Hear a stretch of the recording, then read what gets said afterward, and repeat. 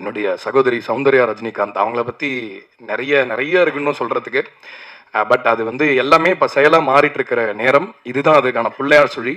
நாங்கள் பேசினோம் ரொம்ப வருஷம் முன்னாடி. நாங்கள் நிறைய ஐடியாஸ் பேசியிருக்கோம் கொலாபரேட் பண்ணணுன்ட்டு. அவங்க வேற சில கதைகள்லாம் என்கிட்ட சொன்னாங்க. நான் கேட்டேன் அவங்கள்ட்ட, எங்கேயோ யூரோப்பில் நம்ம பேசும்போது நீங்கள் சொன்னீங்க ஒரு கதை, எனக்கு ரொம்ப ஆச்சரியமாக இருந்தது. ஐயோ இதெல்லாம் டக்குனு ப்ராஜெக்டாக பண்ணலாமே. அவங்க சொன்னாங்க இல்லை அது அவ்வளோ ஈஸி இல்லை, ஒரு சில விஷயங்கள் இருக்கு, ஒரு சில கட்டாயங்கள். நானா இருக்கிறதுனால எனக்கு சில பிரச்சனை இருக்கு. எல்லாம் டைம் வரும்போது கரெக்டாக பண்ணலாம்னு அவங்க அப்பா மாதிரியே ஸ்டைலாக சொன்னாங்க. அவங்க கண்டிப்பாக ஜெயிப்பாங்க. அவங்க எதை எடுத்தாலும் அது பெரிய விஷயமா இருக்கும். நான் வந்து அவங்க அப்பாவையும் அவங்களையும் எனக்கு சம்மந்தப்படுத்தியே பார்க்க தெரியாது. அந்த அளவுக்கு நான் அவங்களோட க்ளோஸ். அவங்களுக்குள்ள இருக்கிற ஆற்றல் எனக்கு தெரியும். ஆஸ் அ பர்சன் அவங்க யாரு, அவங்க என்ன பண்ண போறாங்கன்றத என்னால் இப்போ பார்க்க முடியுது. அது உலகம் பார்க்கறதுக்காக நான் வெயிட் பண்ணிட்டு இருக்கேன். பெருமையாக நின்று நான் இந்த கூட்டத்திலே நான் அதுக்கு கைத்தட்டுவேன்னு சொல்லிக்கிறேன். வித் லவ் படத்துக்காக நன்றியும் சொல்லிக்கிறேன். கடைசியாக ஒன்று சொல்கிறேன். இந்த படம் பார்த்து எல்லாரும் நல்லா இருக்கு அப்படின்றதெல்லாம் சொல்லிட்டாங்க. எல்லாமே அதெல்லாம் டிக்ளேர்டு தான். பட் இருந்தாலும் தொடர்ந்து ஒரு படம் வந்து ஒரு சக்ஸஸ் ஆயிடுச்சுங்கிறதுக்காக அதை வந்து ஒரு நம்ம அதுதான் அப்படின்னு இப்போ தெரியும். இப்போ வித்லவ் மாதிரி ஒரு படம் பண்ணலாங்க அப்படின்னு 4 பேர் வருவாங்க. ஏன்னா சூதுகவும் போது ஒரு குரூப் கிளம்பிச்சு, அந்த மாதிரி ஒரு 10 பேர் கிளம்புனாங்க. சூதுகவும் மாதிரி அப்படின்னு எனக்கு நான் எங்கிட்டே 3 பேர் சொல்லியிருக்காங்க. ஒரு படத்துக்கு ரெஃபரன்ஸே கிடையாது. ரெஃபரன்ஸே இல்லாத அந்த படம் தான் ஜனங்க பார்க்க விரும்புகிற படம். அதனால் ரெஃபரன்ஸ் படங்கள் எடுக்காதீங்க.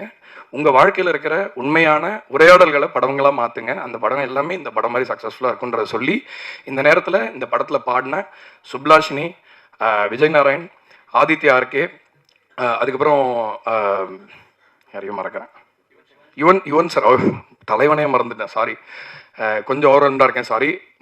Last but not least Yuvan Shankar Raja. அவரோட குரல் வந்து அது ஒரு சவுண்டு கிடையாது, அது சிங்கிங் கிடையாது, மியூசிக் எதுவுமே கிடையாது, ஒரு பவர்.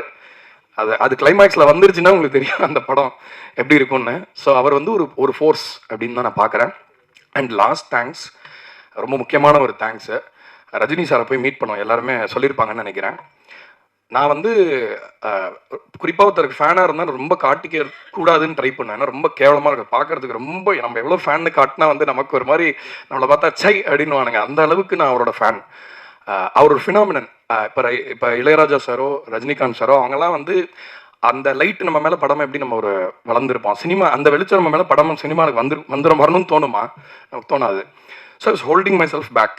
அவர் என்ன சொல்கிறாரு, அவர் எப்படி ரியாக்ட் பண்ணுறாரு பார்ப்போம், நம்ம ரொம்ப இது பண்ண வேணாம் அப்படிங்கும்போது, ஒரு சின்ன பசங்க ட்ரை பண்ணி ஒரு முயற்சி பண்ணி, சரி எல்லாமே டைட்டாக தான் இருக்கும், நிறையா இது பண்ணி எனக்கு வியாபார சூழல்லாம் இருக்குது, அதெல்லாம் தாண்டி ஜெயிச்சா